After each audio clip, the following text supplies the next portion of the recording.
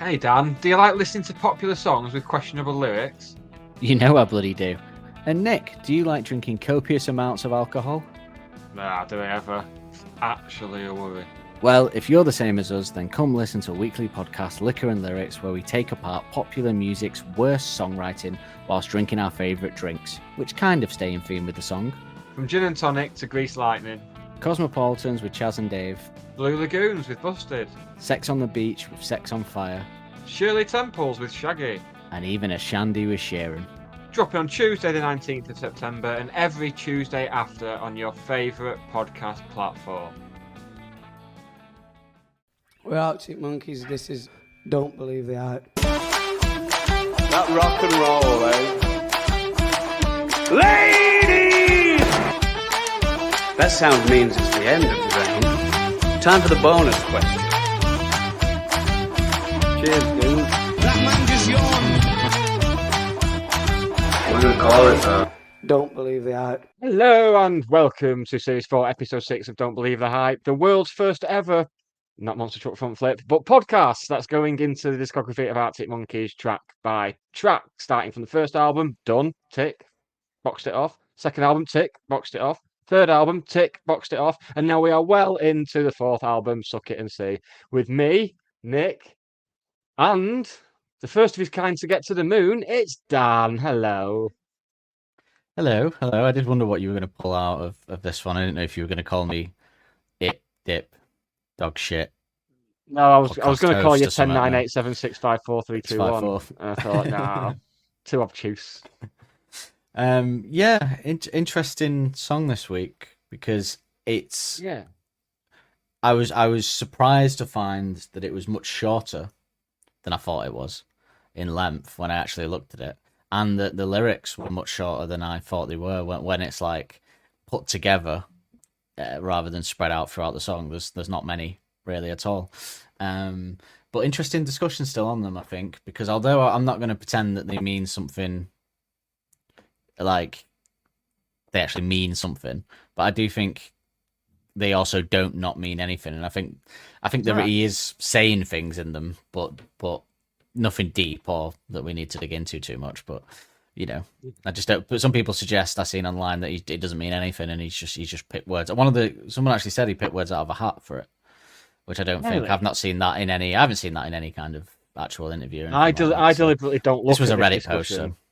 So. What I do is I make my there we note. go, no problem. I make my notes and what I think it is, and then I go and see what other people see, so I can get think, oh well, I guess I'll have to bring that up because I didn't think it's that, or I can go, Jesus, that's crap, or which is usually what happens. But yeah, I mean, in the John Kennedy that we'll listen to later, Alex doesn't really allude to him picking them out of a hat somewhere, which sounds like a story they'd tell if he did. Oh yeah, that'd be the first thing you'd say, wouldn't it? If that was the case. I think it's in the same world as Don't Sit Down and Brit by Brit, that it's just a bit of fun, and he's had a bit of fun with the lyrics, perhaps more than anything. Yeah. I don't think there's anything like there in terms of a hidden meaning. There's nothing massive to dissect, but I've got a bit of an idea that I've always. Well, no, I think I always. I do have an idea, yeah. Yeah, I never really had a thought on what it was about. It was just a cool rock song.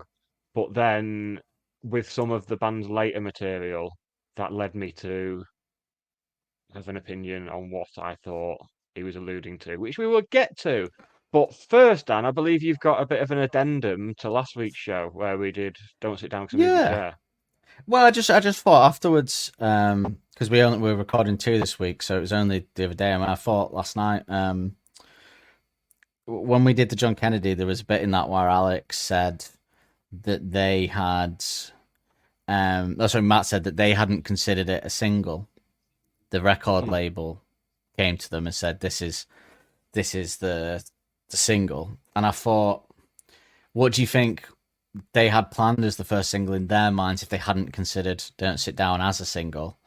Suck It and See. And I thought, that was what I thought straight away. And then I thought, if Suck It and See had been the first single of this album, would it have fulfilled my dream potential of being a hit classic love pop song that it deserves to be, Yes, like it so would many have done. others. Because the It first would have. single always gets the more attention, doesn't it? Than Well, it's than exactly any what other I said at single. the end of the show about how, yeah, people will go, oh, it's the first thing from them for a couple of years. I'll listen to this, and they would have, yeah, Yeah, so yeah, it probably would absolutely. have been more of a smash hit. So I'm annoyed at Domino, basically, is what I'm concluding But do you to for not feel as suggesting it. well, like when I know I do, because I'm a cunt, but if there's like a song No that's argument, not sir. a massive smash hit, but I love it, it makes me feel superior to people because I'm a horrible person. Um, Do it you not does, feel like it's but more yours, like that? it, it does, and even within the fan base, it does, because there's no one else that I know of who loves it as much as I do, or thinks it's their favorite song by them. Oh. Although I may convince you and hopefully some listeners by the end of this podcast, but certainly I mean, before well, it. it's in my top three anyway. So Yeah. So, before this, so I already had that. But I get increasingly frustrated with the fact that arts monkeys don't get the respect that they deserve in this country. So oh yeah, that's kind of where it comes from. And then I hear what annoys me is I hear people going, "Oh, like I don't know, that Lego song that Ed Sheeran did," and they go, "Oh, what a great sort of love song or whatever," or that one with where he does the dancing in the video and he's like, "My legs," and Jigsaw people falling are like, into "What a place. great." And I just think, no, let's There's look no at major these jigsaw. let's listen to this great pop sounding tune, which is fun to listen to, and it's got a great melodic sound, and it's a really great listen, and the lyrics are actually, really interesting and put in a good way, and that's what frustrates me. It frustrates me that other people get the credit of being great lyricists when Alex only gets it within the circles of this sort of music. But if you ask someone on the street, Alex Turner, great lyricist, they go, "Boo, he was good when he was 17, but probably." So Yeah. I just get Nah, it's I get okay, frustrated we'll with look him at not getting the credit they deserve. But I've come to I think I've come to live with it before we started doing this podcast, and it's reignited the fire in me. Okay, good. So hence why we wanted to try and do something, which we're not. I can't remember when we said we'd have to do that, but that we got something we're going to try and do. We've Suck It and See, aren't we? But do you remember our little discussion on it? But we won't reveal it yet. Oh yes, yes. Yeah, Yes. I don't know if that'll be possible, but we'll try. Keep We'll on try. their hats. Yeah, we'll be revealing that in the coming weeks, probably in November.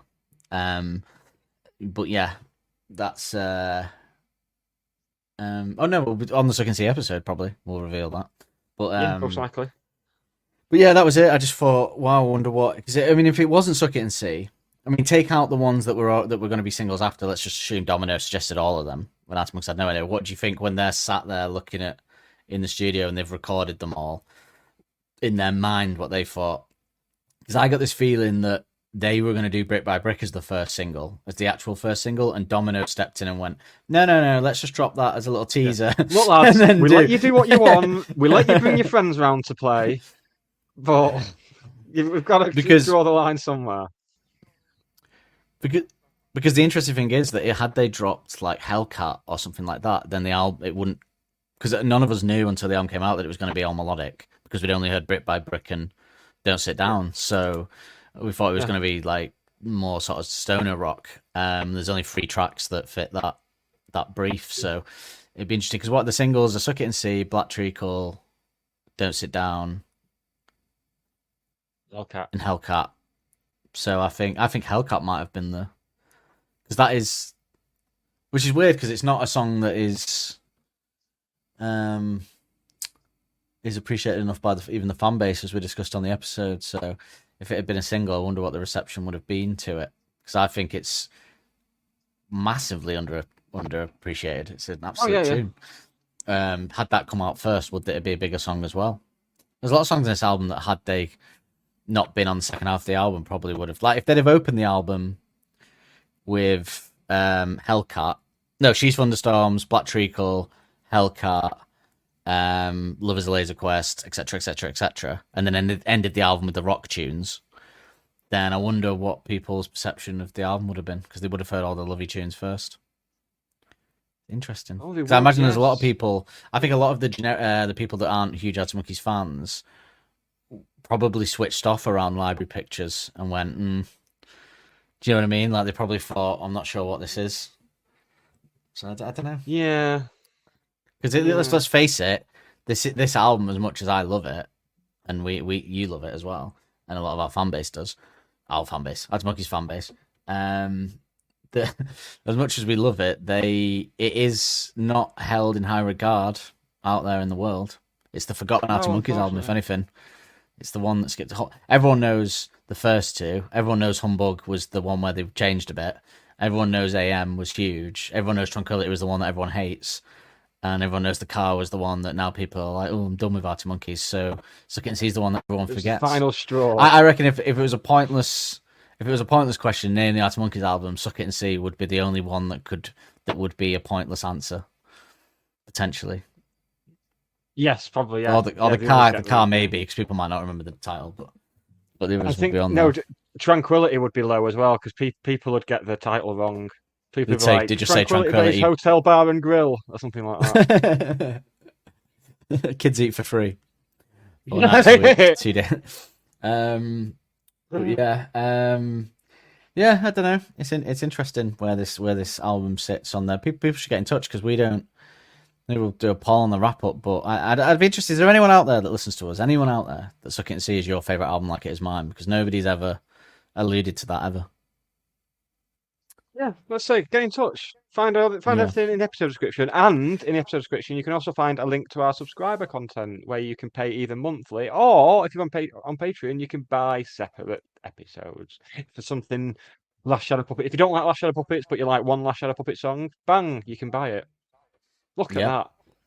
Or Submarine Watch Along again if you want the film, but with us talking over it. And that cinema experience. I still highly recommend the Matt Helder's birthday episode for anyone, because I thought that was great, because we got to hear some really cool music that he's been involved with. I would I think there's a lot of stuff on there actually people could buy. And if the person that bought Submarine EP get in touch, let us know if you feel like we ripped you off, or you were happy to part with the £3 for it. Oh, they're knocking at my door right now asking for the money back. Was it your dad buying it again? Bloody hell. Yeah. He's accidentally messing with his new phone. porn in it. So what we'll do, we'll play a clip of Library Pictures now, a 1 minute 40 seconds clip, and 1 minute 40 seconds I think is ample time to go into the episode description and click through all our links and look at everything, follow us everywhere, and maybe subscribe. I think that's ample time. You can do it twice. I would say so. I often do. I would agree. I would second that. I would second that notion. Right, but we're all on the same page. Let's listen to Library Pictures.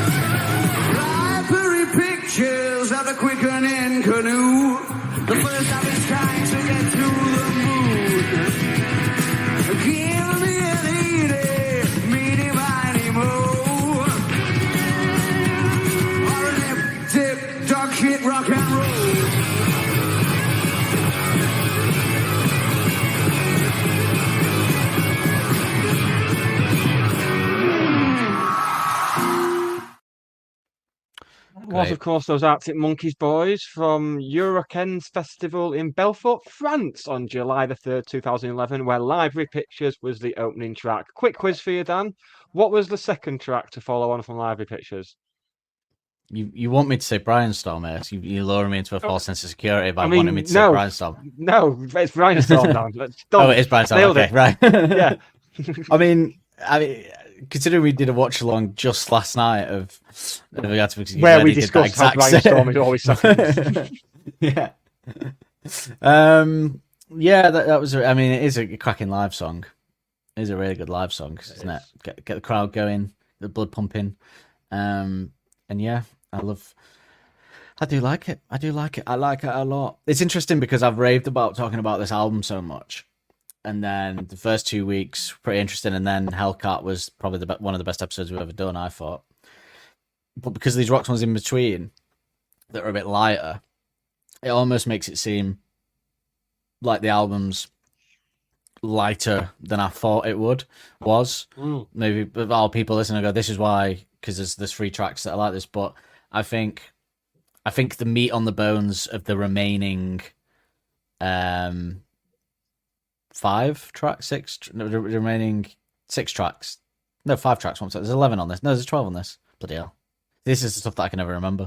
How many tracks are on it again? It's Could rattle them 12, off. All milestones. 12. Yeah, so the remaining 6 tracks. It's 12, yes. 12. Yeah, the remaining 6 tracks. There's so much meat on the bones with those songs that's where really the album comes alive, I think.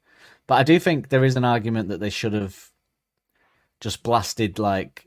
I think there's an argument that you could have opened the album with library pictures. I think so. Gone into Don't Sit Down. Or open it with Don't Sit Down, maybe. Go into library pictures, then brick by brick, and then just go into She's Thunderstorms and just have... So people listen to it going, 3 sort of rocky songs with jokey lyrics, and then, boom, you've got 9 in a row of amazing melodic love songs and heartbreak songs. That's how I'd have done it. That's exactly how I'd have done it. Yeah.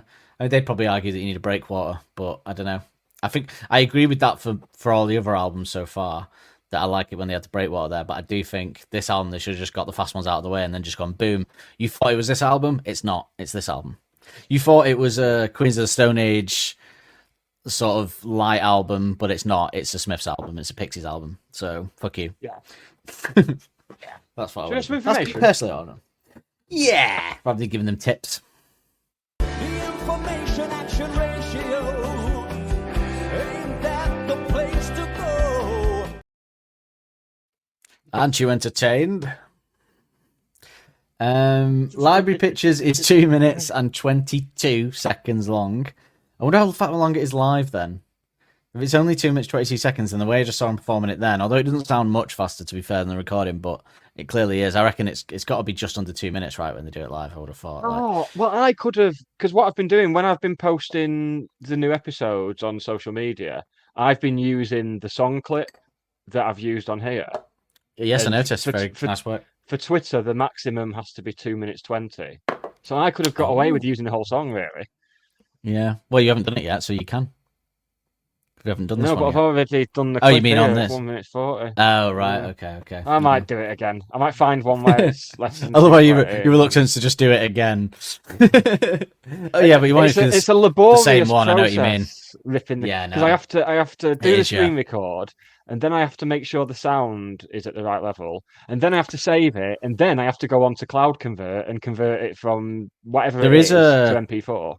The program I use on, I don't know if you'll be able to use it on Mac, and I use it for the clips that I send you, and is 4K Video Downloader Plus, and that just, you can just paste the YouTube link in, and it does all that for you, and then I just edit the clip on a trim on the actual computer.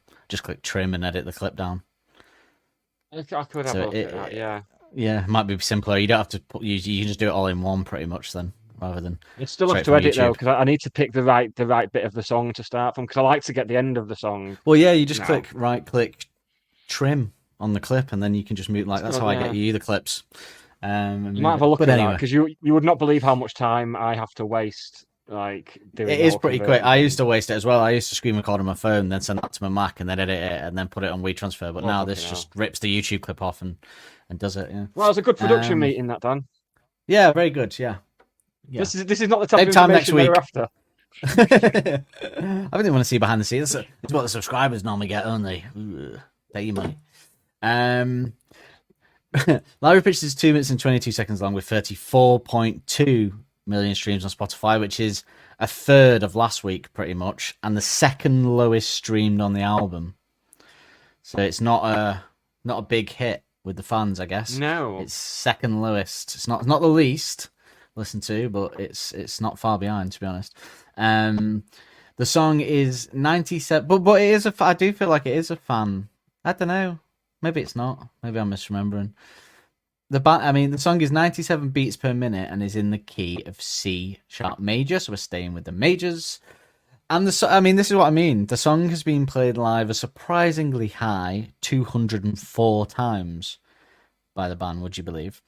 Firstly, on May 6, 2011 at Centrum C in Oslo, and lastly, on September 2nd, 2022 at MEO Calorama, Lisbon, Portugal. It was pulled out twice for the car tour on those two, the date before it, which was in Istanbul, and then the Portugal one, it was just pulled out twice last tour, which is interesting that they pulled it back out for a couple last time. Again, further evidence, further fuel to the fire of them preparing for a rock album. Between that Yeah. and how much they Yeah. enjoyed the body paint solo and how much that evolved. Yeah, that's true. I think there's a lot of merit in that. They were enjoying playing guitar again. Alex particularly, that was quite. Which evident. means we'll get a fucking mariachi album. That's you know. Yeah, I'm always wrong. I've never been right. I think I thought I was right with Suck It and See because I said after Humbug, the next album's going to be more like Queens of the Stone Age style rock. Like it's going to be a bit faster. And based on the singles, based on what we heard based on the first, singles, like, I was so sure I was right. See, I was right, and then I went, they've done it again. But yeah, you never know, do you? I thought the car was going to be. I don't know what I thought the car was going to be actually. No, I don't. No information. I think I thought they were going to do.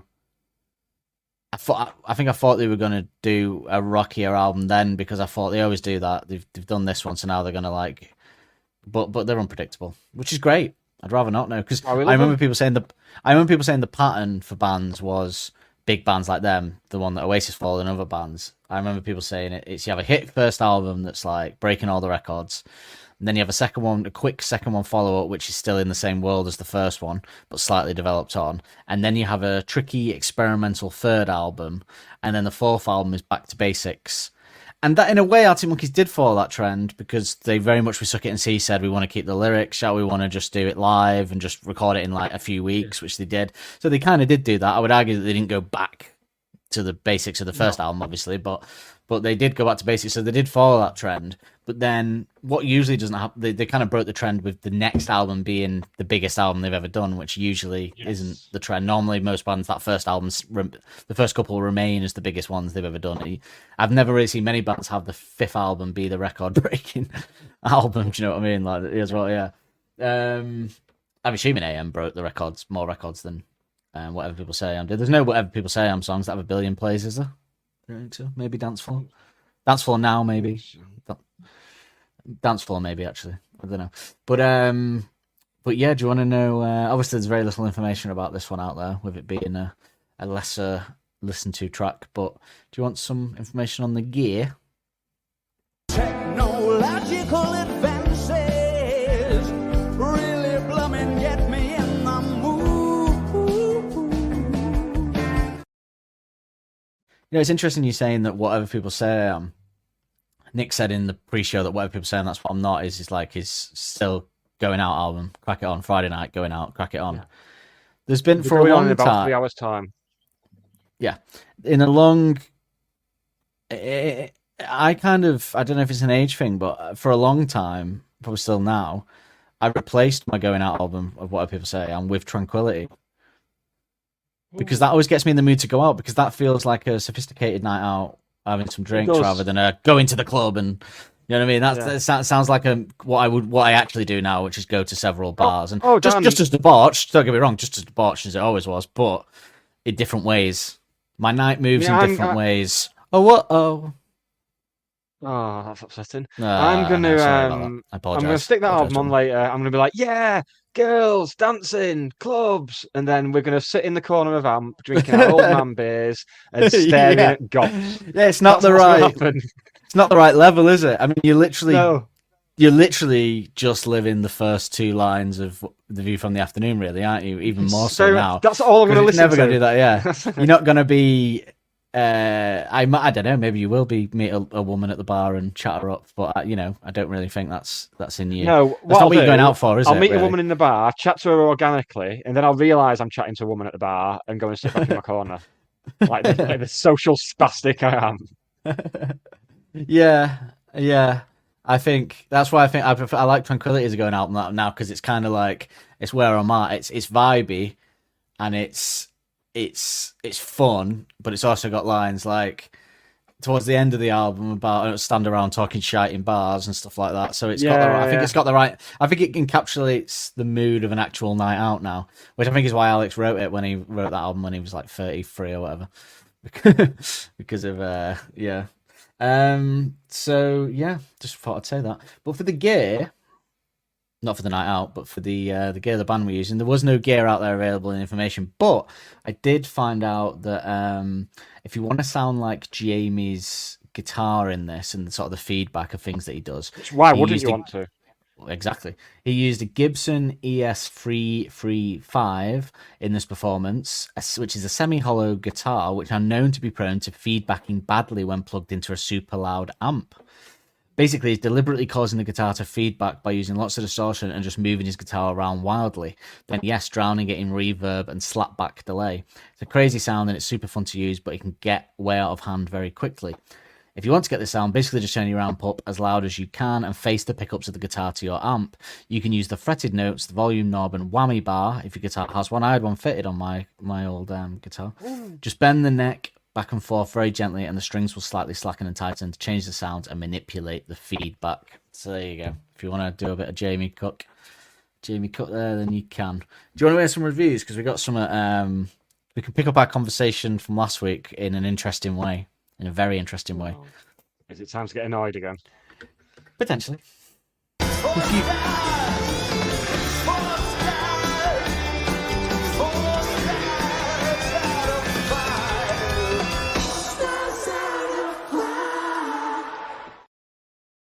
Yeah, more confused than annoyed, I think. Or like frustratingly confused, perhaps. But also slightly in awe and appreciative. I'm conflicted with emotions again like last week. But before we get to that, we'll just say that in the Guardian's review of the whole album, they said Suck It and See boasts just one rattling tune that recalls Arctic Monkeys' first album, The Invigorating Library Pictures. I mean, it only recalls the first album in speed and intensity. In no other way does it sound anything like the first album at all. So that's it. So the Enemy Greatest List, you may recall that we were confused last week because they had so far put like Black Treacle, She's from the Storms kind of around 40, late 30s.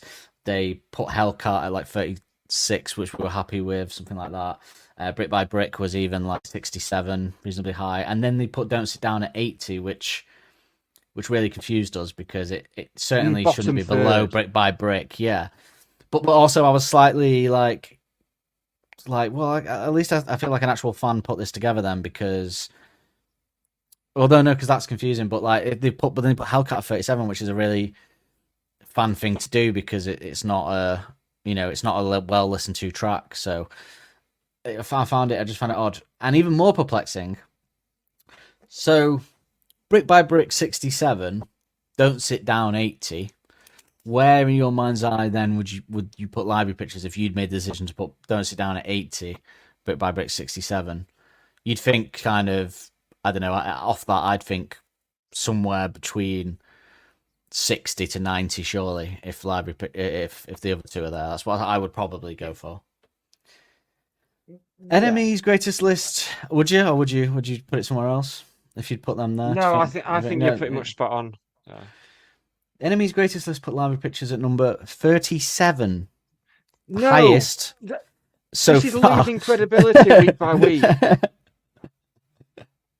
I mean, I think Hellcat was 38, 39, wasn't it? Something like that, or maybe 36, maybe one higher. But this is like the second or the most should not be the highest of Suck It and See so far. I mean, if any of the others come in, if any of the last 5 of this song, if any of the last 5 of this album are lower than this, then I've got big issues with the list, to be honest. But I mean, I'm scared of where Suck It and See is going to be. To be quite honest with you, because if that is I below, don't even. I dread to think. if that is below Library Pictures, then I've lost all faith in it.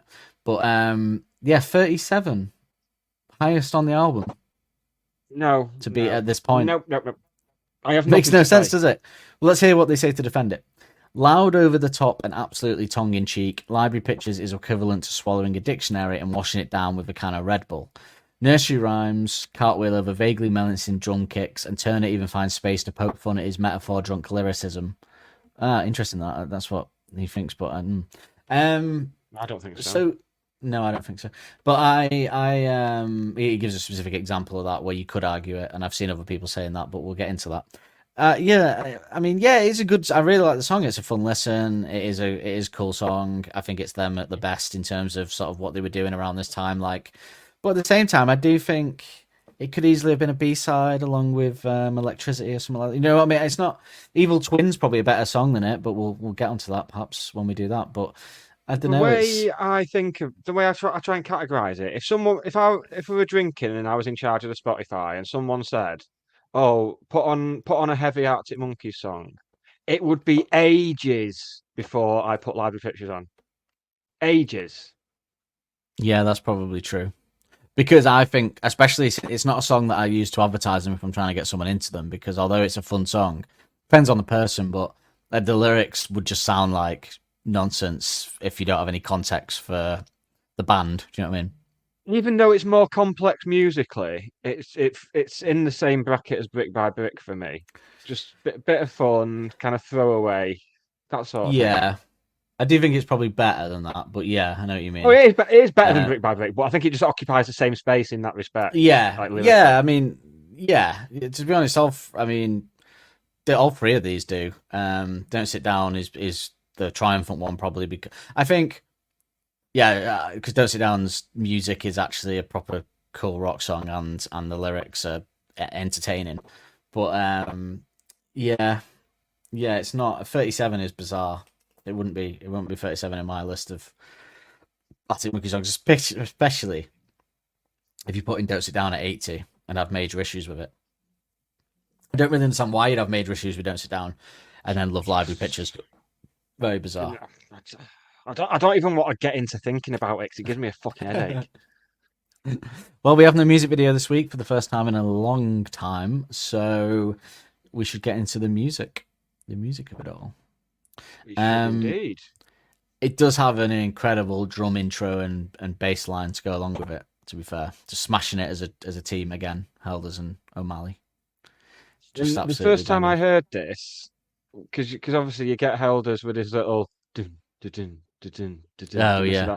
So that's another fake out for me because I thought I thought it was going to be like a mellow, like some of the stuff on the first Baby Shambles album where you got that type of drum in. It's a lot slower, so you're expecting that, and then bang, it's in. Oh my god, Mr. Helders, you've done it again.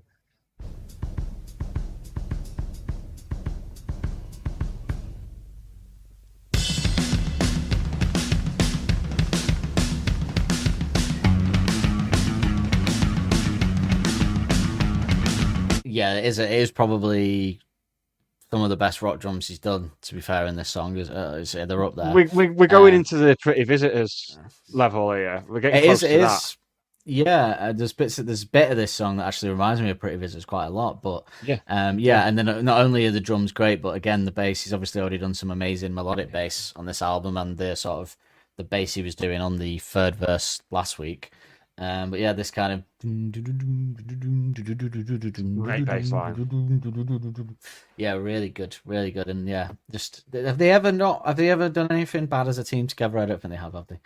No, not a bit. No. I love the little building guitar that they do as well.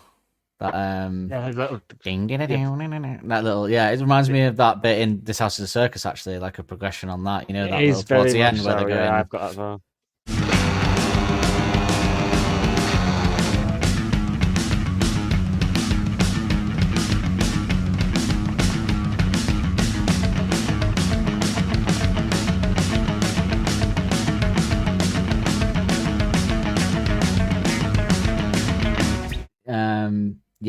that's really cool as well, and because it is, you do think, "Ooh, hello, what's going on here with this one?"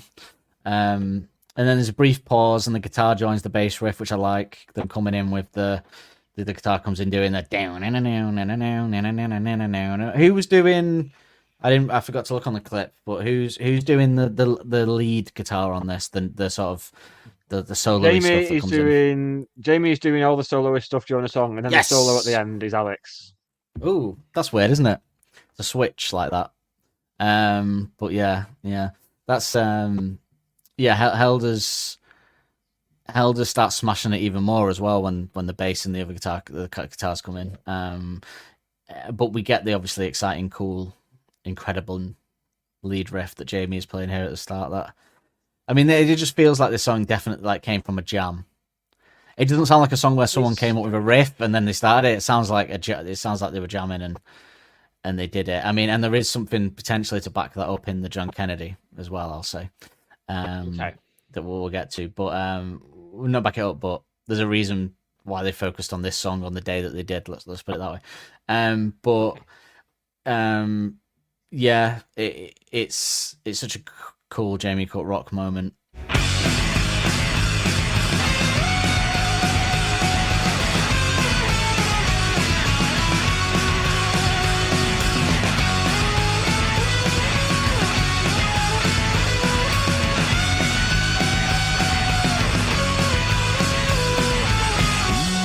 I don't know. I kind of feel like we're getting into the beginnings of AM forming with this song as well, like we were with some Brick by Brick stuff we were saying about and Hellcat. But yeah, then we get some feedback and a bass segue, a slowed down.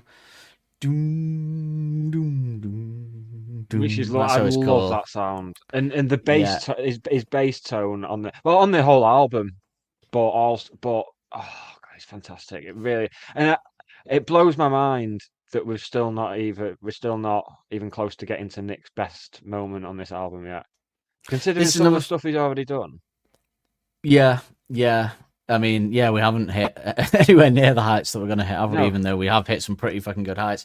Although Hellcat did surprise me about how good it was, and has changed perhaps my thinking as so.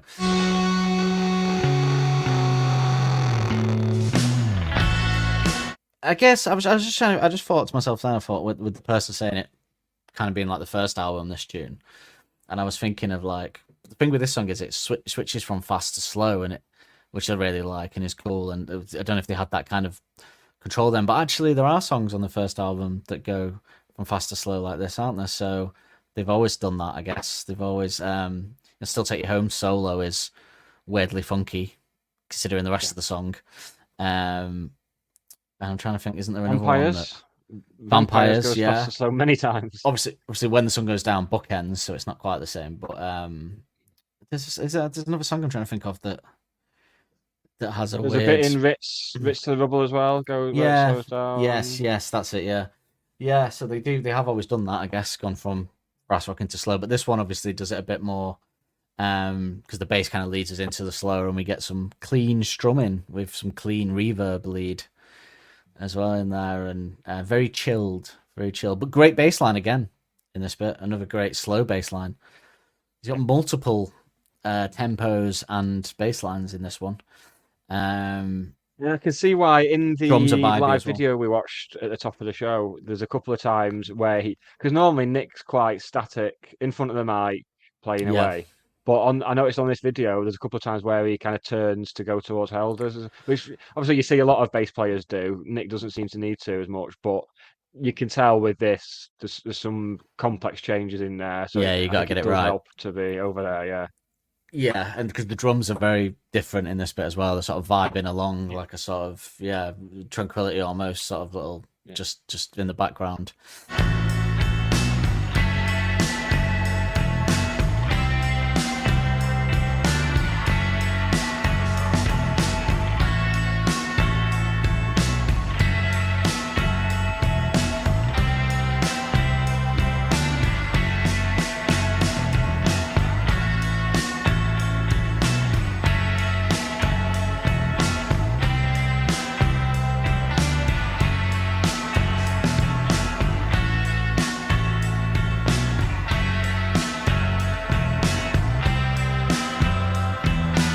It's almost that thing that we end up getting from Body Paint, where it's like a couple of songs. Well, Body Paint is like 3 songs in one, like 3 acts, you could say. Well, I think the Yeah, band have said that. I think Alex has said that in an interview as well. But this is very yeah. much could easily be at least like 2 or 3 songs once again. This one with the changes. Yeah. What would you have liked them to have gone in the studio some point during the last tour and done us just dropped to a new studio recording of Body Paint with the live solo included, so you could have an actual recorded version of that, or No, because do you prefer watching it I live? think if it had been 15 years ago, I would have done. But I think now the live versions are recorded so well. I've got the MP3 of the Glastonbury version, and it's just Yeah, I suppose it would be nice to hear the intricacies, though. I guess that would be the only it would, thing yeah, I'd say, get them yeah. properly through the headphones. I think, yeah. Yeah, that would be good, but maybe they wouldn't do it as well in the studio. I know, because they are great live recordists. I mean, it's been a while It's a since shame they they didn't recorded do, live. I mean, this is like- the last time they recorded live, right? Probably. This Yeah. album. Yeah, because AM was. I mean, very maybe if much they'd done like a tweaks and Spotify knobs, wasn't singles it? like they did for Tranquility, maybe we would Oh have. yeah, we that would have would've been got good. that. Yeah, yeah, that would have been great actually. But yeah, because when they did Body Paint on stuff, they hadn't done that yet. And anyway, you're not going to get the time on a Jules Holland or a Graham Norton or something to just do an extra 10-minute solo at the end Well, of it. something like that, yeah. especially not on Jonathan Ross. as we found no, out. no, you have to cut. Can't have an cut extra out the 3 chorus, seconds on probably. Jonathan Ross. Well, they had, they had who was on it talking. They needed to get everything out Piggy. of him. So yeah, That massive change scripted there. interview with a literal puppet overran. He's very demanding though. So, Cheers. then Famously. a great pause again, and the lead takes us back up. So the bass brings us down into this bit, and then there's a pause, and the lead does the sort of brings us back in with a bit of riffing.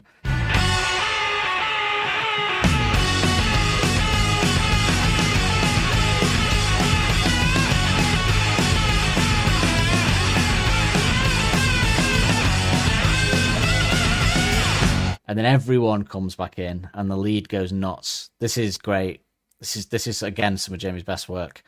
This lead is just pure desert rock. I think it's weird because Humbug is the Josh Homme album, but I always think Library Pictures and the B-sides to this album and the B-side to Are You Mine single are the closest they ever got to actually aping Monkeys aping.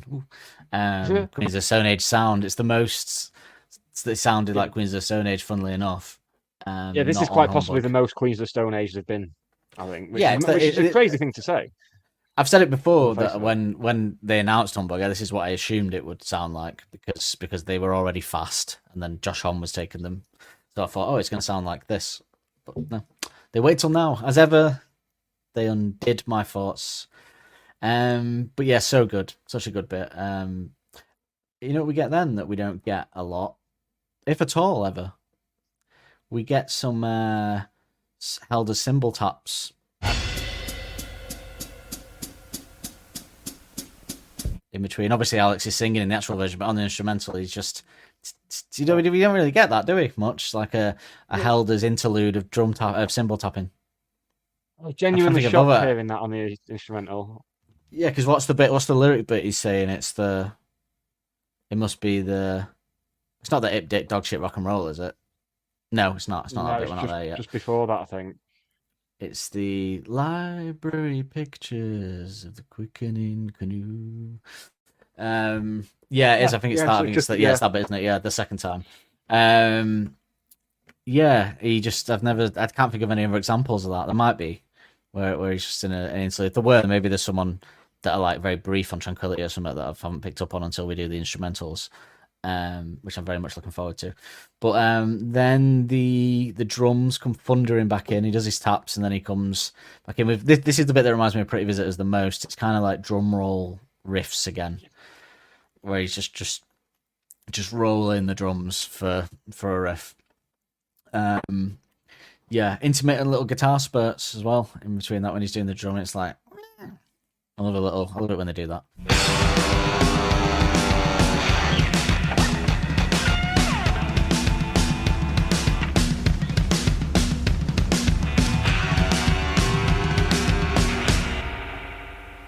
And then there's a pause, and everybody goes absolutely fucking nuts for the outro, don't they? Absolutely Which is, apeshit. yeah. I mean, it's probably the best. I mean, the ip dip dog shit rock and roll is such a great a line to stop and come back in with the end of a rock song too as well. Really smash that. But yeah, the end bit is, so this is Alex when it comes back in after ip dip dog shit rock and roll. That's when Alex takes over. Does that's it? his solo, yeah.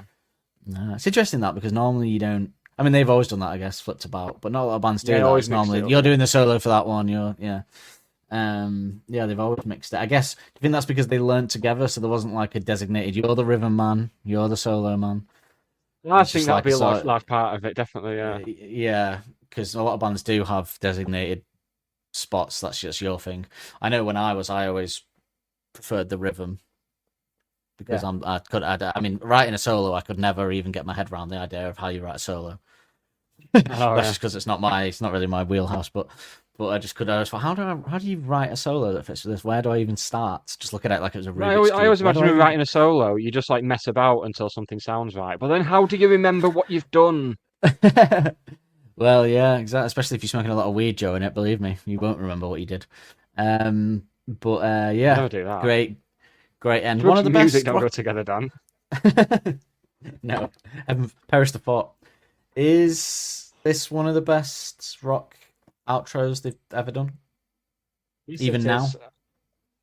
I was gonna save this for a hot take at the end of the show, but I would say so. Oh, yeah. I'm trying to. I'd Well, say we'll this, go into it more. this and Live Body Paint are the two best rock outros they've done. Let's give ourselves more time to think about ones then, and then we'll do it as a hot take then at the end. But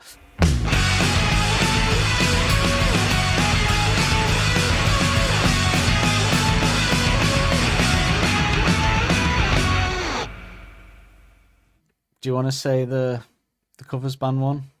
I'm gonna form a covers band and all. I was Covered hoping it, that you'd. Oh right, okay. I was hoping that you might have something from your pantheon of music knowledge that you could say that were really cool, because I just couldn't get past wanting to hear Queens of the Stone Age doing this song. It's Queens of Stone Age. Maybe we'll stretch to Eagles of Death Metal if you like. I wish I'd said that. Yeah, I'd love to hear that.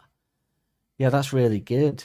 But they do it a bit more like, it'd be like, because they're more snarly. Yeah, and they're a bit more funky, I guess, as well, because it's like a kind of They'd have some yeah. keyboards on there. They'd have a bit of piano on there. Yeah, down, down, down, down, down. Yeah, it'd be like a sort of dip, dip, dark shit rocking. But I'd love to hear it in Josh Homme's voice, though. That's really where it comes from. Who obviously is in the Eagles of Death Metal, so you could have both. He is sometimes in Eagles of Death Metal, so you could have like you could just imagine him being like dip, dip, dark shit, rock and roll. I think he'd really. Josh Homme. That's the most Josh Homme you've ever sounded. This is the most Queens of Stone Age the band have sounded, and it's the most Josh Homme you've sounded. Where do we go from here? I spent a lot of time in the summer listening to Songs to the Death. That was my album of the summer. So Go outside and find a woman and kick her in the face, Dan, just for the full experience. I'll just wait for my girlfriend to come home. So that's just usual Friday night. So both saying Queens of Stone Age, maybe Eagles of Death Metal are a good shout as well. But I think they change it a bit, which would be interesting. But I think I don't want to say that Queens of Stone Age would do, like, I think they'd even enhance the solo and the drums and stuff to, maybe not the drums, but the solo and that, maybe they'd enhance that even better to something else, because let's be honest, they are all very technically gifted musicians that come in and out of that band. So you want to hear the Foo Fighters version of this? No, you're alright, thanks. I got an hip dip dark shit rock and roll. I got another confession. I knew that's where you're going to go. I knew it. I was just trying to work out how to fit. I've got another hip dip dog shit rock and roll to make. I was just trying to work it out in my head, but you beat me to it. I got another hip dip dog shit rock and roll. I got another love child to make, 'cause I'm a fool. And I'm no It's nice. good. It's nice sort of moving on to someone, bullying someone apart from Miles, isn't it? Well, I've been slowly going off Dave Grohl. I don't care if he has a love child. I'm not going to judge him for that. I'm sure most people do, never mind musicians and that. But I'm not most people. That seems like a wildly inaccurate statement. Most people have a love child. But yeah, I've been slowly. He's been slowly annoying me as this sort of the dad of rock. All of a sudden, when he used to be really cool, like he was in Nirvana, and now he's just the dad. And he gets away. What annoys me with Dave Grohl is I like for 25 years. He gets away with kind of being a prick by doing something cheekily fun at the end. Like I saw a video where people were trying to get him to sign stuff, and he was like, "I stopped signing shit in the 90s. I only do it for charity now." And they keep asking him. He's like, "No." And I thought, well, I kind of understand what he's saying. You know, if he only does it for charity to make more money for the charity. But then he goes, "Here's the thing." And then he just runs off cheekily and gets in the car, and everyone's laughing. And I'm like, you see, I would get away with that if I said something that pissed someone off, and then I just went, "Here's the thing," to my boss. "Here's the thing," and then just cheekily skipped off and left for the day. I wouldn't get away with that, would I? So, yeah, I don't know what my point was now. Like with many of my rants, I don't know what I originally started making a point about. Oh yeah, I don't like him. I thought he was harmless, but you know. Kind of ruined his reputation as the dad of rock and roll now, hasn't he? Yeah, shame that, innit? Shame. Now we know why he's doing all those charity things, just like cooking for homeless people and stuff like that. It's not that bad having a love child, is it? It's not like he raped someone or something. No. Yeah, I mean, considering what some like rock stars do and have done in the past, he basically cheated on his wife and got them pregnant. Yeah, it's tame. I mean, there are a lot of people that cheat on the partners, so that isn't just a thing we can put on him. And not making excuses for him, but no, definitely not making excuses for him because it's. I thought you were going to say not making excuses for him, but she was fit. Have you seen her? But, that he is a man who's been through a fucking lot in terms of like people close to him dying, so that's going to fuck you up. Yeah, a bit. So just a few. Yeah, just a few. Yeah, just a few. And then his mum died. I think his mum died fairly recently as well. So, and there's nothing that gets you horny like the woman who gave birth to you dying, is there? God. Speaking from experience, though, those kind of excuses don't fly with the wife. I know exes before. And I've tried to get away with it with an ex before by being like, well, you know, I've been going through a hard time, and but Kurt died. It was 30 years ago, Dave. I just, we invaded Iraq, and I had to. It's just a last-ditch attempt to stop this horrible war. An anti-war shag. I think so. Anyway, let's go into the lyrics of this one. Now we've slagged off Dave. It is nice to not slag off Miles for once. Got no cause to in this one. Back next week. Although it wouldn't surprise me if he'd have come out. I'm surprised he never came out and performed this with them. There is a plastic tramp element to this in a way. Yeah. But the lyrics, like, I mean, I don't know. I think it's fairly simple. I don't think there's a deep meaning, but I also don't think it means nothing. And I think it's very metaphorical, but not to anything deep particularly. I mean, I have an idea of what I think it basically is, but I mean, what do you think? So it was only around the time of Tranquility that I really gave this much thought. But I think there's enough stuff in there that could suggest he's speaking about like technological advances, if you will. I think there's enough little bits in there that suggest. But like I said, I don't think he's making some massive point or anything like that. I think it's just that's just what was on his mind, and he's popped him in. I mean, look, I think the clue's in the title. I think he's looking at pictures in a library, perhaps on one of those. You know, you get those things, particularly in America, where you get a little screen and you can pull pictures from history and stuff. I have another interpretation of the title because I remember it from seeing, from like when the news was on as a kid, when they'd have like a war going on in like Kosovo or whatever, and on the news it'd show clips of the war, and it'd say library pictures because they've had to pay. They've had to pay like Reuters for the rights. Reuters have got the rights to the photos for the videos, so it'd say library pictures. So that's how I always saw that phrase. we're kind of saying the same thing because I imagined he was in Basically, a yeah. library. He was in a library watching news clips, because in American libraries you have God, those you spend machines where 1 you week can in a watch. library, Dan, and you won't shut the fuck up about them. It's just a coincidence. No, in American libraries, not in ours. There wasn't any of that shit where I can just find the newspaper from 100 years ago. Or Collection of the anything, do you know what I mean? bewildered. I forgot they got a name. Those things, they're called, like, Microfiche. microfiche. Those and he's looking at he's looking at different videos of news clips because. I mean, well, first let's just get out of the way. I'm in a vest, which is obviously he's actually wearing a vest while they're warming up in the studio is quite clearly what's going on there. And he just sang "I'm in a vest" as a warm up line. Is I think what basically happened there. But at the same time, you've got the little. You hear a bit of the bass and a bit of the guitar, and Yeah, the little it's just drumming something to so go, they clearly "I'm just in set a it up and they've vest." kept a bit of studio sound in, which I like it when bands do that. Keep Well, it's a of bit. studio It sound. reminded me a bit. Yeah, I love that. Yeah, it's a bit, and they do it a couple of times, which again shows the fun because it reminded me of. Do you remember way back when we did the second album? We had the demos that we could play, and you could hear things in there of them saying stuff and stuff like that. Yeah, it took me back to that. This one, but look, I think.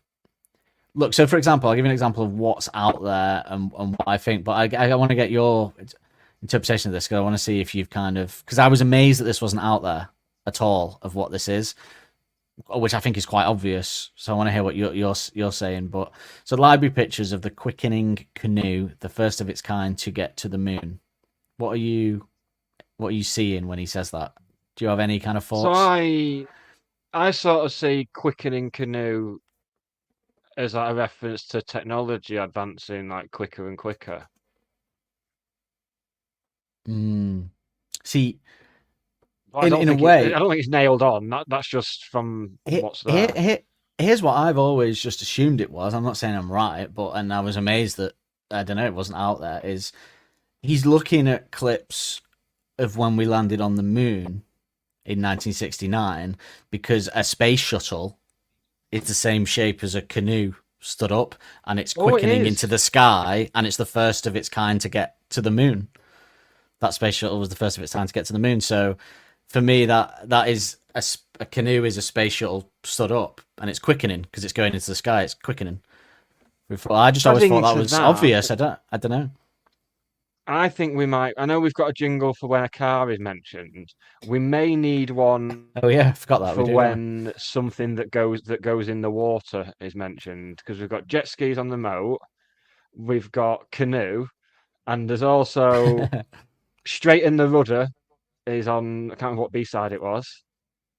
Do we have any? That poster used to have they're in a canoe. Yeah, they're in a canoe. Yeah, it's the fucking love a canoe. Nightmare. Submarine. They go in water. Submarine, yeah. Well, have we got cause to use the car one in this album, or is it just on a B-side for this album? A very specific B-side. Yeah, I'm trying to think if there's one in Suck It and See. Like I forgot one of the things. No, I don't think there's a car in Suck It and See. That's interesting that there's no, because there is a very big car reference, obviously, in the B-sides, but several times. But yeah, that's interesting. Maybe there'll be one in. I think you could be right there though. All my stunts. The shape of a. Well, I just always thought. Canoe.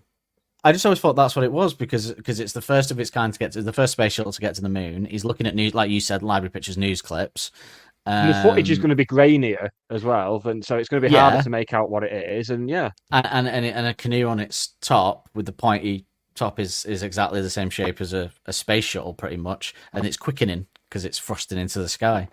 So I just always assumed he's talking about looking at news clips of the 1969 moon landing that actually happened before the conspiracy theorists. But yeah, I just think that did it. Yes.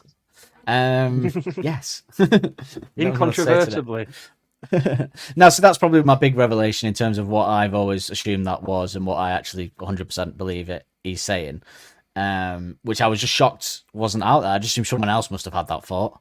Maybe they have, but obviously it's not on the internet. But because there was someone that was saying the explanation of it was that it was about sex, which I didn't like. Not everything's about sex, guys. and obviously the canoe being phallic shaped and getting to the moon coming. I'm sorry, but if a canoe is phallic shaped, you need to get to a fucking doctor. Well, a space shuttle and a canoe are that same shaft space and shuttle tip, is isn't more it? phallic than. But Oh yeah, I but suppose a I'm canoe, adding that. I the guess. tip is like tapered. It's like a mouse's head. You know, could be a bit. It wasn't my idea. I'm saying it's bollocks, but I'm just saying. No, I'm glad it somebody out there is. But if that was my take on it, but somebody else was saying it's basically a penis, and then it's coming. So there you go. If you like. Yeah, I don't agree with it, but yeah, I mean, there was a lot of people out there. We should say that seem to think that this is just nonsense and that Alex just picked them out of the hat. But I don't think so. I genuinely think, especially those first two lines, I think he's watching. And you've actually added to that by saying that because I didn't know that you say library pictures on the news, so that he's talking about the news clips of the moon landing when it happened, and he's looking back at those images. So, which in a way you were right as well. He's talking about the technological advancement because obviously that was the biggest technological advancement that we'd ever had. You can see why I came across that stuff. That came to my mind whilst listening to Tranquility. Yes. Because yeah. Well, it does. Disney's themes 2 albums earlier here.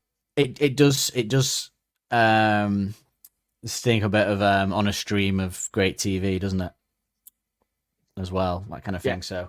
So, which you could say is another canoe reference in a way. It brings you to mind being on a boat on a stream, doesn't it? That line. So, the boat reference. Ooh. So the next line is draw some ellipses to chase you round the room through curly straws and metaphors and goo. Not draw. So it said draw. Chase you around the room. I thought draw some ellipses. I've seen it in the past. But I don't know if it is draw. Some ellipses. Yeah, and I actually listened to it, and I actually couldn't come to a conclusion. I can't work it out.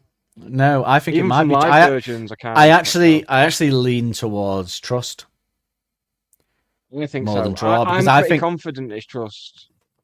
Because I kind of think this is why, again, I think he might be talking about being in a library, because you can look at news clips in the library as well, library pictures in there.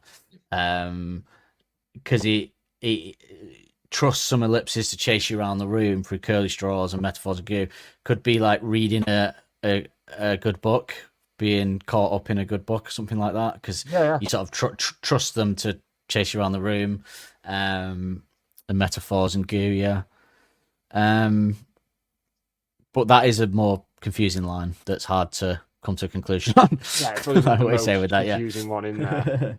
I mean, I guess, but some people think he's talking about his own lyrics there, and so did the NME guy by the sounds of it. He's talking about people listening to his own lyrics. I mean, there's been bits in this album that could fit that. So yeah, this is what I mean by I think each individual line means something, but I don't think there's a cohesive message behind the song or a story like there normally is. I do think it's a bit like and I'll use that for a jingle several times from my album 6 and 7. Oh no, they do. But it's I think it reminds me a bit of Bad Habits from the second Shadow Puppets album. Like it's that kind of thing where I'm sure each line does mean something, but it doesn't have a cohesive point to it. Oh, that's even more mental. But the next one. I mean, I don't know. I the only thing I can come to with that is that he's talking about reading, or maybe he's talking about how watching the moon landing can get you all get a bit of hyperbole in your speech or something like that. I don't know, because you're excited by it. Who knows? But the next line is, been watching all the neon blossoms flickering. You look as if you've all forgotten where you've been. Could be drugs. Could it be drugs? If there's a drug reference in this song, that's it. Yeah. Yeah, because neon blossom flickering. That's kind of like, I suppose, when you're on like an MDMA or something, all the lights kind of seem extra, don't they? Yeah, they seem quite. And it would also my main memories of festivals is the lights. That's kind of the what stays in my mind. The Don't Sit Down video as well. It fits with that. Yeah. But that could equally be if he is talking about watching important historical moments or something. It could equally be when when you watch, when you're in the cinema or something and you watch a film for like a long one, like 2.5 hours, and then the lights come on and you kind of like back to reality and your eyes kind of flicker and you're like, whoa. It could be talking Especially when about it's that, light perhaps, outside. when you caught up in that and you're like, ah, yeah. Well, the worst version of that is when you're in a bar that's dark inside, but you went in the afternoon and you come out at 5 p.m. and it's still bright and you're like, oh fuck, I thought it was 10 p.m. My eyes. But yeah, you could be talking about that, being amazed by something, perhaps, or he could be. I mean, he could be talking about even the people watching the actual, people that watched the shuttle take off at the side, and they were all looking up at it, the neon lights from the jet stream, and then being kind of like, because when people, when you see people looking at a space shuttle go up, they're always like slack jawed and like in awe, like that. That's just because I'm American normally, Dan. So you can look. Well, all you're pointing out is that our country, which is supposed to be so great, so shit that we don't have a space program. Yeah. Could you trust this country to run it though? No, absolutely. I wouldn't be the first person to fucking sign up. I can tell you that. But no, they want me. But because you kind of look like, if you like that, you kind of look like you might have forgotten where you've been, like in amazement, something like that. I mean, I'm just none of these are actual things that I think. I'm just throwing ideas out there. Because then it's going riding through the Thundersuckle Fuzz Canyon. Now this is interesting because they have referenced before that they were coming up with pedal names, and this was one of them. Because this was going to be the title of the album, wasn't it? Thundersuckle Fuzz Canyon. It was considered. So that makes me think that, which would have been a great title, to be fair, Thundersuckle Fuzz Canyon, if they'd done it. Great title. I don't know if I'd have been able to go. My favourite album is the Thundersuckle Fuzz Canyon, but I think that would have been. It can be like one of those '60s albums, wouldn't it? It would. Yeah, that's true. The Nuggets, the band's off the Nuggets compilations again. I think Thundersuckle Fuzz Canyon would have been a good title for the album if it had all been like Library Pictures. Yeah. You know what I mean? Or something like, or an EP that's just all like Library Pictures or something. Which I wish they still did little EPs. I know. I know. It's something young bands do though, isn't it? And then they stop when they get older, or they get to the point where, and then it actually goes full circle. Bands start out doing EPs and albums, and then they just do albums, and then when they're old, they just do EPs because they can't be asked doing a 10-track album because it's too tiring. Yeah, it goes the other way. Yeah, Thundersuckle Fuzz Canyon. Yeah, I do think that was them just trying to come up with. Well, I mean, it's Thundersuckle, Fuzz Canyon here, but I'd always thought it was the Thundersuckle Fuzz Canyon.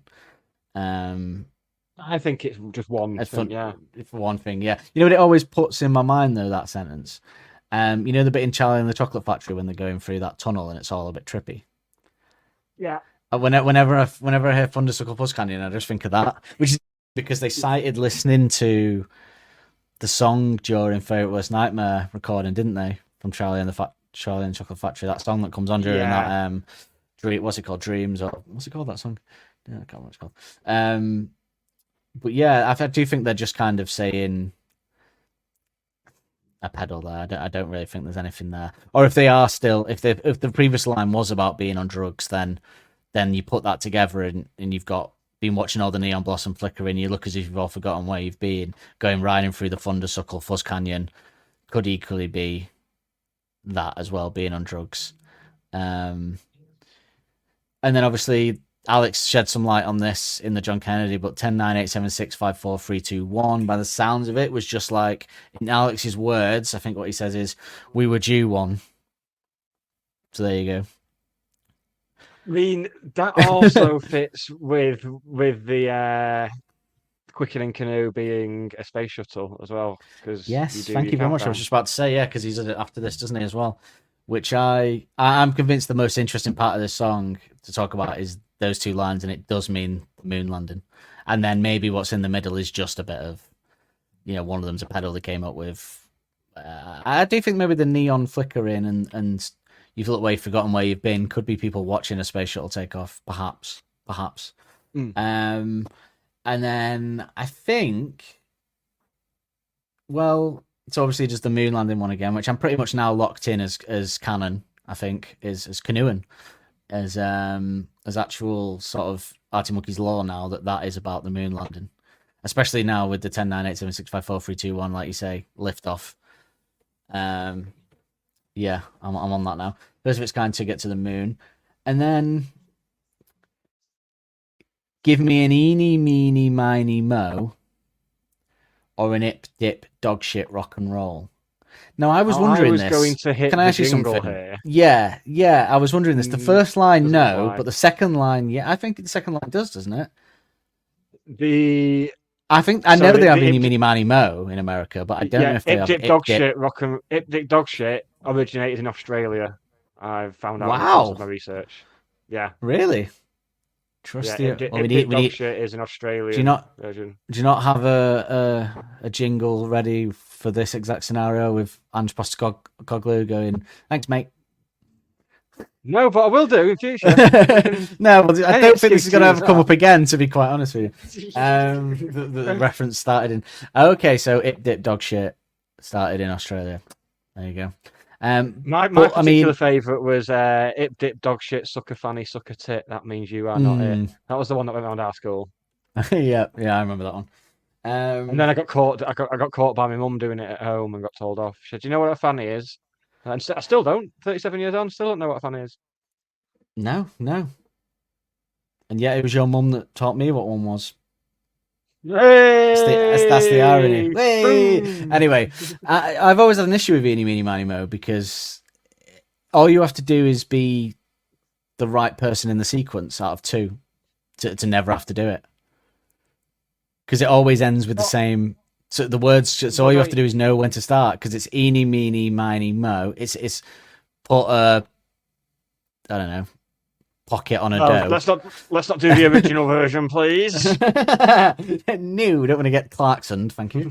In any way, but but anyway, if you just start it in the right way, pull pocket. If you start in the right way, you'll always be the one that comes out on top. Well, in my experience, it's got an equal amount of words than two. It was a bigger group than two. That's true. Usually, it doesn't. And you start with a different person every time, so that that's makes true. It up a bit. I suppose, but in a two scenario, which I have been in, all you have to do is make sure you're on. You start. I think I can't remember you start or you go second, but you always then end up on top because it's an even amount of words. But anyway, I spent too much time talking and thinking about that in my life, probably. Why do you think he says this? I don't think there's any meaning, but why do you think? Do you think he's referencing this song being dog shit? Is it a bit of self-deprecation? Is he referring? Is it a snipe at someone else like they used to back in the Fake Tales days? Is it like is it dip, dog shit, rock and roll? Yeah, I think it's just because then after he says rock and roll, it goes a bit rock and roll, it goes heavy. Yeah, he very specifically says dog shit, rock and roll. So I think is it a bit of self mocking? No, because he is prone to a bit of self-deprecation. Last week in the John Kennedy, he referred to his lyrics as crap. Remember, or whatever he said. Outrageous. I think. I don't know. I think that would be a stretch. It's possible, but I think he's just because ip dip dog shit is already a phrase, and he's just. I know, but it's putting the rock and roll next to the like ip dip dog shit. He must because the way he says it in the song, he goes ip dip pause dog shit rock and roll. He doesn't go ip dip dog shit rock and roll. He very particularly pauses before dog shit, not after dog shit. That's a sentence I never thought I'd say. Changes it. So I think. No, hopefully. As things take a turn. But dog shit rock and roll, yeah. I feel like he pauses before it, so he puts an enunciation on it being dog shit rock and roll. And I think he's either having a dig at whatever this song is secretly about that we'll never know because it's super personal, or it's a bit of self-deprecation. Like, what if this song is about, with the moon landing reference, what if this song is about someone who thinks that they're all that and that they're flying to the moon, but they're actually dog shit rock and roll band? Oh, it's just a really good private joke. Yeah, like it's like they think they're amazing. About Andy. But they think they're amazing, but they just look like they've forgotten where they've been. And and now they're just hitting the pedals and doing some shit rock and roll. That's what basically Maybe what it we'll could be find about. out when that person dies. I don't know who that would be, but yeah, maybe it was about Dave Grohl. But Maybe. but I could equally also see him thinking it's funny. I could also equally see him saying, "I think it's funny that when we're about to do a rock and roll bit and we're not taking this song seriously, that I call this dog shit rock and roll." Yeah, And it's yeah, funny. that's it, I think. You know, and then people will like it live, but we're saying it's shit.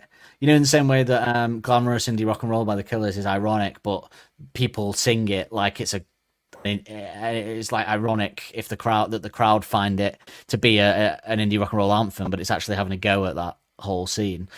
So maybe it's that. Maybe it's Ip Dip. It's funny to see the crowd go nuts for a part of a song where you've just said that it's dog shit rock and roll. Like, I can see it being a joke to them. That's why Jamie's smiling a lot now, because he's enjoying the in-jokes at the expense of the audience. Yeah. And maybe it's just funny to them that they would say that this is dog shit rock and roll, but everyone's going to go nuts at that bit as well. Yeah. I could see them finding that amusing. That's something that they'd find amusing. Can you imagine after they finish, as they're walking backstage, Jamie would be like, "Did you see him? Did you see him go mental for it? Dog shit rock and roll, fucking idiots." Well, I think we've extracted some good stuff there out of a song which is basically a sort of abstract art piece. Yeah, essentially. Yeah. I think the moon landing one is now nailed on as what he's saying there, and I do think the dog shit rock and roll is a bit of self-deprecating fun with the audience potentially as well, because I just think he'd get, if it was just part of the poem, he'd go ip dip dog shit rock and roll, but he goes ip dip dog shit rock and roll, like it rolls us. I don't know if either of those were different there. But I'm not a professional singer, so do you want to hear what they had to say about it on old President Kennedy's? Do it. Too much to discuss over a bucket of balls. Track. This is where is this the wig out moment? Is this what you describe as what's this? Sorry, library pictures next. I suppose a bit, yeah. So I've written down Sabbath and also Butthole Surfers as a reference for this. Oh, right. But that's probably because they borrowed from Sabbath quite a lot. I think this we just want to, like, that's this like riff. We did this sort of like the old way. I guess we used to work out a lot of songs. There was just bits lying around and kind of all of a sudden had this like quite chaotic, whatever sort of tune going on where it was slowing down and the riffs and all the everyone's like taking a solo at once or whatever. And they're all fighting with each other, and then I kind of just wanted the words on it to sort of subscribe to that chaos as well. Like so while there are the mad musical juxtapositions, there are the mad lyrical juxtapositions as well. Yeah. It sounds like you're having a lot of fun. There's a countdown. We've got every rock song. Oh, countdown. It's been a long time coming. That we and you even from extend it as well. You sing one of the notes or one of the words. Yeah. That were another one of bloody eureka moment and all that. Like we that were like probably the most fun tune to do. Like everyone were feeling a bit ropey that day, like quite hungover, and like we either did that or we did like Love Is a Laser Quest. They were like what we had left, and we were like, might just cave in if you do like a ballad today. So like let's go other way. Bounce back, and so I did that one, and then but that weren't like finished. That countdown, we like did thought of that in studio. Like, really neat. Excellent, and this is it. Library Pictures on Exposure XFM. Too much to discuss over a bucket of balls. A short one there. Yes, very much. Very much enjoyed what I had to say there about that one. Key points there. It's a shame we didn't add Butthole Surfers to the album to listen to before this one. I've never heard of them. Have you? Yeah, Kurt Cobain's favourite band. Oh, really? Okay, well, I'm going to get listened to that one. Okay, Butthole Surfers. They're one of those bands but that borrow a lot from really Sabbath, good, apparently, though. So. But you struggle to take them seriously because because of their name. You can't take a band called Butthole Surfers seriously. I guess it makes sense, the Sabbath thing as well, because Jamie is obviously a huge Sabbath fan and he's doing the lead for this.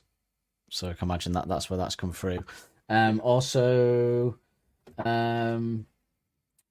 mishmash of other stuff they had. So just a few things they had lying around that they hadn't used for songs, putting that together. Which That kind of makes makes sense, sense. doesn't it? Yeah. And the fact that they chose this one to do because they were hungover and ropey in the practice room and they thought they couldn't handle doing a ballad like Love is a Laser Quest. So they chose this to do, which I guess it makes sense, doesn't it? I suppose if I had to, I'd do the fun, loud one. Although I did think, like, well, I don't know, maybe it's because they were like 21 when this came out. Well, not 21, but like 24 or something, 25. And I'm 35 now. I think, I'd rather do the mellow one if I was hungover. Yes, exactly. Yeah, Too loud. It's too loud. I think for them it was a case of like blowing the cobwebs away. by Blow the playing cobwebs something away, like, yeah. Whereas normally, you'd be like, Yeah. that's too loud. I don't blow the cobwebs away anymore. No, I've gone past blowing the cobwebs away. I wallow in it now. Yeah, that'll be me tomorrow. Wallow in it for 3 days. Yes, unusual for you to go out on a Friday. With I know. I'm normally well. We're away tomorrow. County are Ah. away, so I'm not going. So I think I'll. Hence my. And then I can just stay in bed hungover and watch it tomorrow. Watch the game tomorrow. So. Well, maybe next time. Probably would have if it wasn't for that. Yeah, they were in the practice room when they did that, and they ended it after the countdown. They didn't have an end, which I found quite. Oh, they didn't have anything after the countdown, and then they did that in the studio with James. They did the That rest. would also so... be funny though, for him to do a Just countdown from 10 to 1 and then just 3, finish. 2, 1. It just feels very them to do that, doesn't it? Just go Yeah, 3, yeah. 2, 1, and then I'll just go doom, and it ends. That would have That'd be good. fit, but also we'd be deprived of a great solo. Yeah, we'd be deprived of great. We'd also be deprived of the dip dip dog shit rock and roll bit, wouldn't we? Which is We would. quite possibly the best part of the song. So, yes, yeah, so interesting stuff there. But obviously a short one. I don't think they have much like us. I don't think they have much to say on this one. It's just perhaps amplifying even more that the lyrics mean very little because they just get over it, you know. But yeah, it was long overdue for them to do a countdown. Really. Yeah, I thought it's taking this long. Yeah. Well, do you want to talk about your favourite lyric? Too busy with the mind on clever lines. Tough on this. Well, my original instinct... It is in a way. Yeah, it is, because my original instinct was, and I still think it probably is the best moment of the give me an eeny, meeny, miny, mo, or nip, dip, dog shit, rock and roll, is like just a cool line and it makes me laugh and it's a cool moment in the song. But because I think we kind of landed on that being about the moon landing with the canoe and that, about the shuttle and the moon landing, I think I'm going to go with that because we actually potentially not a lot of people have thought, or maybe we've now made people now when people listen to the song they'll think of the space shuttle and the moon landing. Hopefully, so for me that has to be that's what we're trying to do here, isn't it? So, Live Bridge the Quickening Canoe, the first of its kind to get to the moon, is my new favorite lyric from this song. That's fair. I also quite like through curly straws and metaphors and goo. Just because I like the rhyme. Yeah, I used to think ever rhyme curly straws with metaphors. No, it's a very Alex thing to do because that is quite a hard rhyme to come up with. Which we didn't give that enough credit when we're talking about actually. What, because of bakery? The one in bakery. Has there been any others? Yeah. Are there any others to come? I mean, if there weren't any on whatever people say that's what I'm not, then there probably aren't any others. I was trying to think if there was one to on AM in Arabella, but there's not a straw reference, I don't think. It's just a Mexican Coke. He doesn't say sipping it for a straw or anything, does he? Oh, does he? No. Ooh. No, it's not about... No, it's not enough there. Wraps her lips around a Mexican Coke, around her makes you lips. wish that you were the bottle. Don't. I'm not ready to talk Is it about those even- lyrics yet, particularly Yeah, on a fucking Friday at 4 p.m. Jesus. I'm going out. I think I feel. My cock twitched then, honestly. Yeah, so I would have that, but that is a very good one as well. And I think we didn't I used to think he said through curly straws and metaphors and doom at one Oh, I point thought for it some was reason in the ghouls. early days. Right, well there you go. I think there was another lyric in this that I always thought was something else. Or was that Don't Sit Down? Like a kid, what's wrong with you? Some seconds because I've forgotten where you've been. No, can't have been. Anything else in this that I There was a mistook? point where I thought it was Thundersuckle Fuzz Canon at one point. Ah, makes sense. I think he might have actually sung Canon at some point. I think he might have done, like, live. Canon. Yeah, but I think I mean, it is considering it. There's not much there. It is a cool collection of lyrics, and I do like and yeah, this is more like a song that would have been on the Nuggets album, more so than, which is funny because I suppose it was just the title of "Don't Sit Down" that sounded. Yeah, like that's very Nuggets. Yeah. Do you think they ever considered? Do you think he ever considered calling this song "Thundersuckle Fuzz Canyon"? Then, if you could consider calling the Oh, he album, must have done. Must have done. must have done. Yeah, You would, wouldn't you? that would be a cool name for a pedal. Thundersuckle Fuzz Canyon. Yeah, very cool. Maybe we should each come up with a name for a pedal ahead of next week. Well, Suck It and See was conceived as the name of a pedal, wasn't it? Yeah. Yeah, Which might just be the makes best sense. one. Suck It and See, That's great. yeah. But yeah, Thunder maybe we Sonic should. Shimmer Trap is another one, I think. Isn't Thunder it? Sonic Shimmer Trap, yeah. The song which references a car. Several Little times. Illusion Machine as well. That'd be good as a pedal. I Be a wonder good if that's where that came. I don't think they were doing that then. I don't know where Little Illusion Machine came from. Yeah, it's Can't a remember what we said B-side when we to covered this it. album, wasn't it? Oh yeah, sorry. I was thinking we'd already done it. It's because I'm thinking we got all the Miles stuff out of the way, but we haven't, have we? No, you've not, mate. No.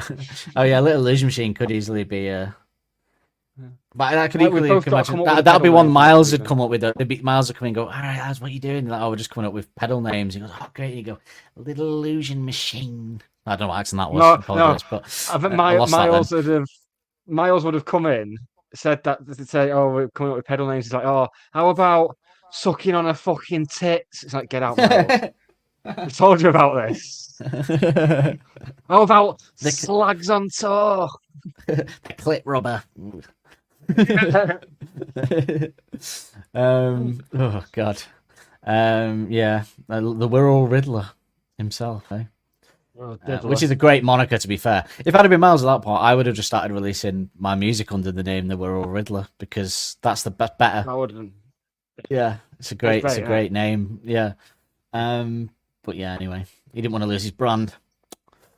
So we have. I might run for as an MP. I could be like the comedy candidate, but call myself the Wirral Riddler. I'll run in Liverpool as the Wirral Riddler. Okay. I mean, you'd have to move there. And I think it's only. I'll dress. The Tories don't. I'll dress like the Riddler from Batman with Jim Carrey. Oh yeah, of course. I'll do it in a Scouse accent. Okay, good luck with that then. Yeah. Yeah. Probably won't do that. So, should you want to say your Let's do favorite your musical election moment? video. Is it me tying Christopher Walken to a chair and throwing him out of a window? Yeah. Niche Batman Nailed reference. that. Right, go on. Won't be fucking dancing then, will he? Let's do the best musical moment. Bad sounds in your ear that make you get up and down. I was conflicted with this. Please. Yeah, I was conflicted because I always like to give me Jamie his dues, but he is getting a few dues on this album, and Nick's certainly getting too many. So, and Helder isn't getting as many nods in this one like he did in It's Humbug. been a long so, time since we got to go on about Helders. So yeah, I'm going to give it to the drums as well. But obviously the guitar lead. But although to be fair, the best part of it is probably Alex's bit. So, but yeah. So give it to Helders. Give it to Helders. I'm sure Jamie will have some more to come in the coming weeks. Yeah, but doubtless. Should we pick up with your hot take that you said before? I don't remember what it was now. I think I can. Okay, we'll hit the jingle then, and then I'll hit the jingle, which is 7 seconds long. You have 7 seconds to remember what it was I said about. What was it? She picks a red hot revelation off the tip of her toe. The sad thing is, it my wasn't hot even. take, baby. The sad thing was, it wasn't even 2 hours ago. It was during the music bit, which was about 20 minutes ago. So, I can't I'm trying to remember. I said it, and you said I was going to have that as a hot take, and now I can't remember. Was it not that it was And the I most said, we'll pick Queens it of back the up. Stone Age they've sounded? No, it was. I asked. That was it. I asked you if the end bit is the best rock end that they've got. Rock out, yeah, best rock outro. Best rock outro that they've done. And you said the body paint, but you mean specifically body paint live? That's a problem. I don't think that counts in this discussion. Yes, exactly. If we're talking studio album stuff, then I feel this will feel right though. I feel like people are going to be shouting, going, "What? What are you talking about? It's clear this Arabella. Could that be the end of Arabella's quite rock, isn't it? And it is a great. Are You Mine? What we're talking about? Are You Mine as the best rock end? Right, close the discussion now. Yeah, done. In my opinion, Are You Mine is the best rock song they've ever done. What a pair of fucking idiots! This is up there, though. We very nearly did that discussion and didn't mention Are You Mine, and people would have just been going mental for a week. After all the great work we did in the lyric section as well. I don't. Yeah, it has to be Are You Mine, right? I can't think. It's not. Do I Want to Know isn't really. I'd say it's more hip hop than rock, but the Arabella one's pretty good as well, though, because doesn't it come into it ends fast, doesn't it? After the fast bit and then the solo. So Arabella is also a great but not rock as fast. I think Arabella's better as well. Like Certain Romance, though. Certain Romance isn't a rock end, though, is it? Certain Romance is a sort of. Do you think that's a rock end? I wouldn't class that as a rock end. I kind of class that as a fast melodic end in a weird way. Because it's like if you sped it up and it was like which I want to hear now. So yeah. Queens of Stone Age does Certain Romance. I mean, I want to hear Queens of Stone Age doing every song by yeah, Are You Mine is by far the best. AI. The end of Brainstorm isn't bad either, really, but it's more indie, I suppose. But yes, I think Are You Mine is the best rock end. I think personally, I'm sure people disagree. I think Are You Mine's the best rock song they've ever done. I think it's the best rock song of the past decade, but over decade. Well, yeah. I'll never tire of hearing you say that. No. Wait till we get to the episode. Well, it is. Someone show me a better rock and roll. Not heavy metal before the heavy metal people get upset and all that stuff. Show me a better rock and roll song. I'm going to task people that, but you've got until now the B-sides. Do I Want to Know? To get in touch to give me a better rock and roll specifically before you start sending me your metal bands and stuff. Send me a better rock and roll song from between 2010. No, from between 2012 to 2024, a better rock end, and I'll eat my words. Rock and roll, better rock and roll song, and I'll eat my words. But I don't think there's been one. I think that was the end of Alex's Brit speech was right. That was the end of it. People won't be able to suggest anything, and that's the tragedy. But the connection keeps breaking up now as well. So what we'll do, we'll get to the end. Get to the AI. This is a part of the show where, to tell you what we're doing next week, Dan has enlisted the collaboration of artificial intelligence, the craze that's sweeping the nation, and it's the helped world. him, and we have a jingle for it. What more?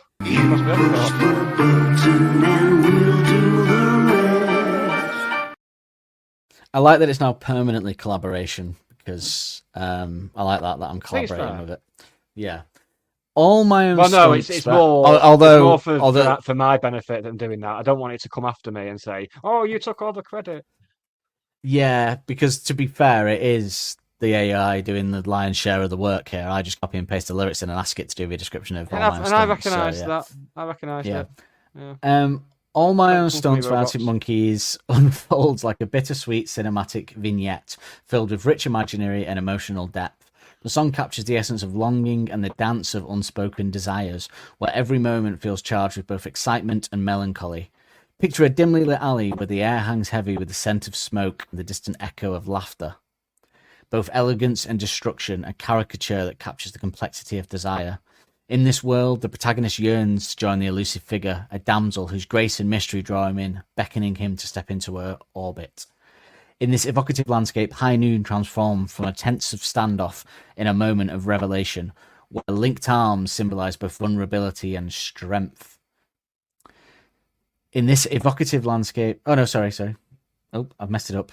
I've messed it up. The dance becomes a metaphor for navigating life's ups and downs where sorrow and joy intertwine.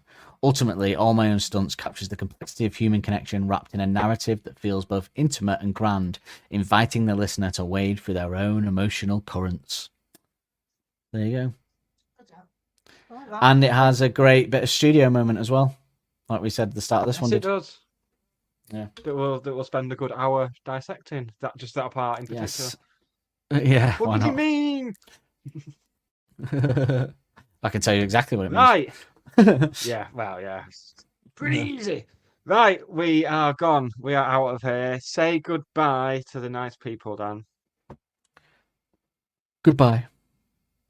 We'll be back next week with All My Own Stunts. Good evening and welcome to a beautiful evening that is filled with beautiful music. Let's start with Arctic Monkeys.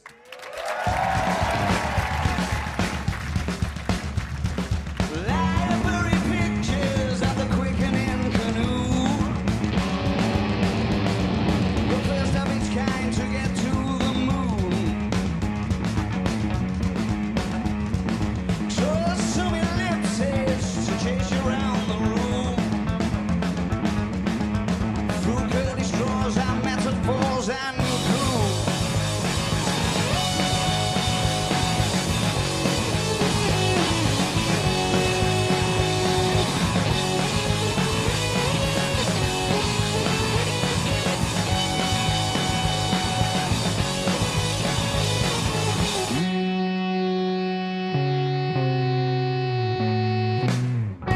Been watching all the neon blossom flickering.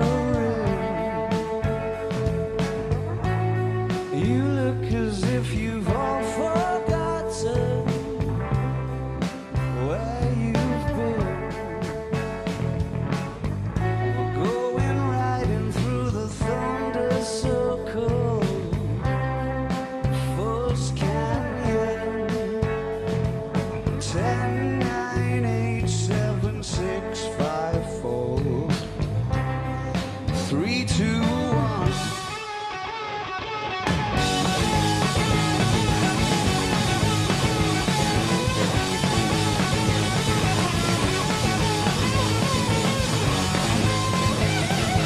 Library pictures of the quickening canoe, the first of its kind to get to the moon. Give me an eeny, meeny, miny, moe. For an hip, dip, dog shit, rock and roll.